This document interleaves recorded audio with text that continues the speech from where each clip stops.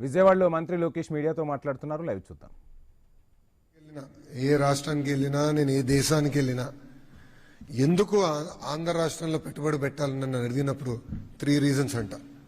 మొదటిది లీడర్షిప్, అనుభవం, సమర్థవంతమైన నాయకత్వం ఉన్న ఏకైక రాష్ట్రం ఆంధ్ర రాష్ట్రం. ఇంత అనుభవం ఉన్న ముఖ్యమంత్రి ఎవరు లేరు భారతదేశంలో. ఏ ముఖ్యమంత్రికి ఇంత అనుభవం లేదు. ఒక ఐటీ రంగం తీసుకోండి, అగ్రికల్చర్, హార్టికల్చర్ తీసుకోండి, ఆక్వా తీసుకోండి, మైనింగ్ తీసుకోండి, పవర్ తీసుకోండి, ఎంఎస్ఎంఈలో తీసుకోండి. ఆయనకు ఉన్న డెప్త్ విత్ ఏ ముఖ్యమంత్రికి లేదు. రెండోది ప్రూవన్ ట్రాక్ రికార్డ్ ఉంది. మీరు గమనించండి, 1995లో ఆయన ముఖ్యమంత్రి అయిన దగ్గర నుంచి ఆయన ట్రాక్ రికార్డ్ చూడండి. ఐఎస్బి, ఆనాడు సత్యం, దాని తర్వాత Microsoft, all marquee investments, Kia, మొన్న Kia Motors, all marquee investments అన్ని ఆయన నాయకత్వంలో వచ్చింది. లీడర్షిప్కి విజన్ అనేది చాలా చాలా అవసరం.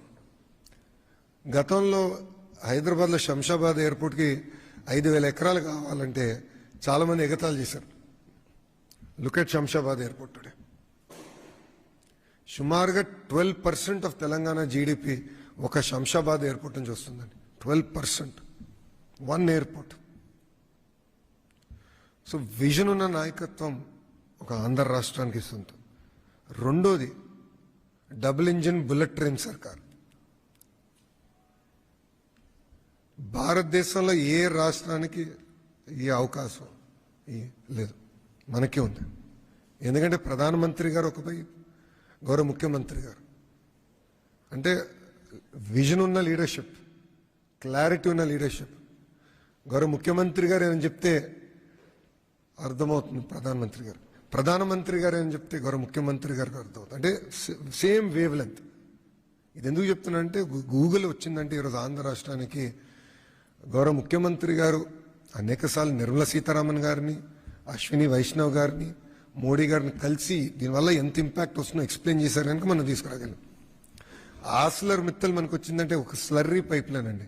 ఎన్ఎండిసి నుంచి ఒక స్లర్రీ పైప్ లైన్. మనం గన్నులు ఇవ్వట్లేదు, ఏమి ఇవ్వట్లేదు, స్లర్రీ పైప్ లైన్ పర్మిషన్కి 2 సార్లు ప్రధానమంత్రి గారిని కలిశారు చంద్రబాబు నాయుడు గారు. ఎందుకంటే India's largest steel plant Andhra రాష్ట్రం రా. So second reason double engine bullet train సర్కార్. మూడోది speed of doing business. So ఈ 3 కారణాలకే ఆంధ్ర రాష్ట్రంలో పెట్టుబడులు పెట్టాలని ఏ పారిశ్రామికవేత్తని కలిసినా, ఎంఎస్ఎంఈ ఓనర్ని కలిసినా మేము చెప్తాం జరుగుతుంది. నవంబర్ 14-15 మేము సిఐ పార్ట్నర్షిప్ సమ్మిట్ విశాఖపట్నంలో ఏర్పాటు చేస్తాం జరిగింది. పార్ట్నర్షిప్ సమ్మిట్ అనేది కేవలం పెట్టుబడులకే కాదు, అక్కడ మేము పెద్ద ఎత్తున చర్చలు జరుగుతాయి, కనెక్షన్స్ ఏర్పడతాయి.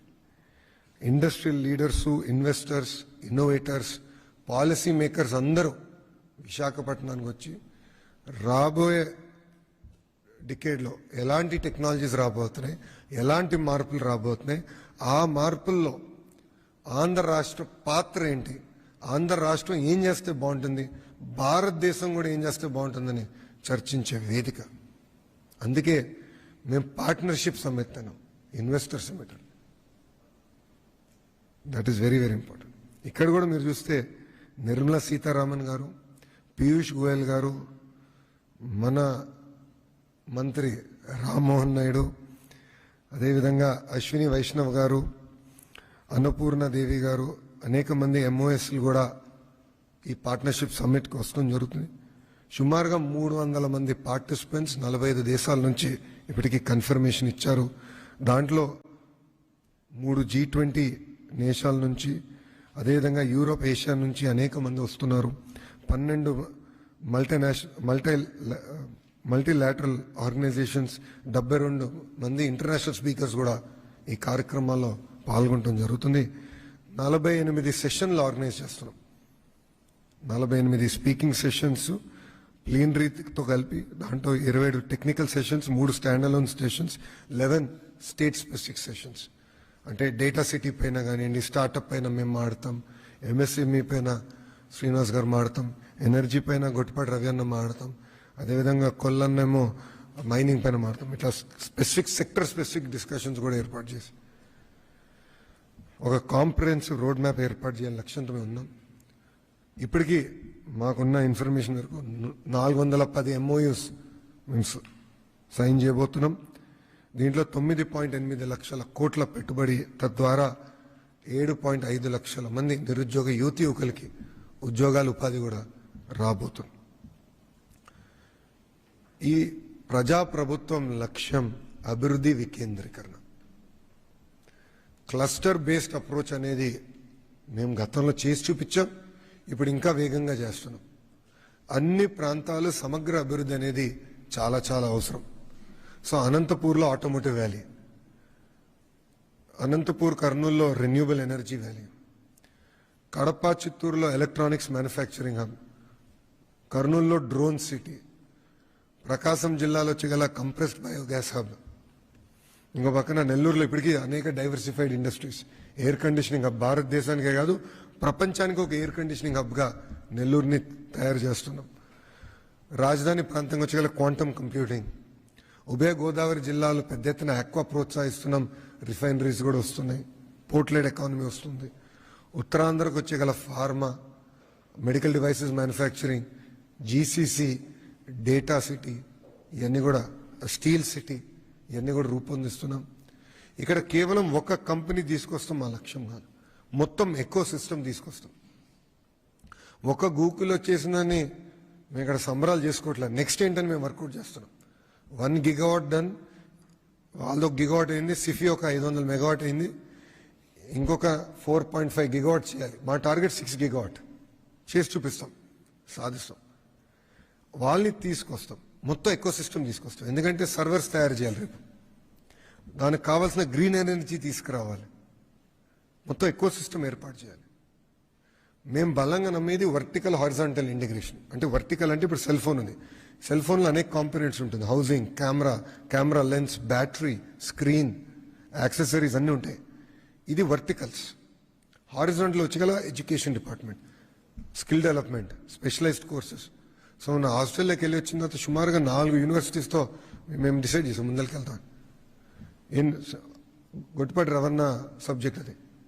అదేంటంటే ఫస్ట్ది renewable energy, solar cell manufacturing, దానికి bachelor programme, masters programme, PhD research, rapid prototyping అంతా ఒక క్లస్టర్లో తీసుకొద్దాం. జేమ్స్ కుక్ యూనివర్సిటీతో ఆక్వా క్లస్టర్, అదేవిధంగా అనేక యూనివర్సిటీస్తో ఇక్కడ క్వాంటమ్ వ్యాలీ, గ్రిఫిట్ లాంటి అద్భుతమైన యూనివర్సిటీస్, స్పోర్ట్స్ ఎకోసిస్టమ్. సో అభివృద్ధి వికేంద్రీకరణ అనేది మా కార్నర్ స్టోన్ అని చేసి చూపించాం గతంలో.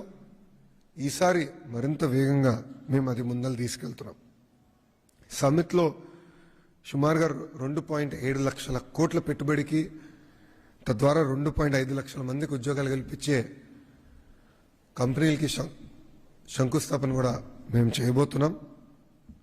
మాకు ఇది ఏంటంటే పార్ట్నర్షిప్ సమ్మిట్ అనేది ఏదో పెట్టుబడులు వస్తారు, ప్రభుత్వం ఉంటుంది, ఒప్పందాల కోసమే మాత్రమే కాదు. ఈ పార్ట్నర్షిప్ అనేది ఆంధ్ర రాష్ట్రంలో ఉన్న యువతకి ఉన్న ఆశలు తీర్చే విధంగా పెడుతున్నాం.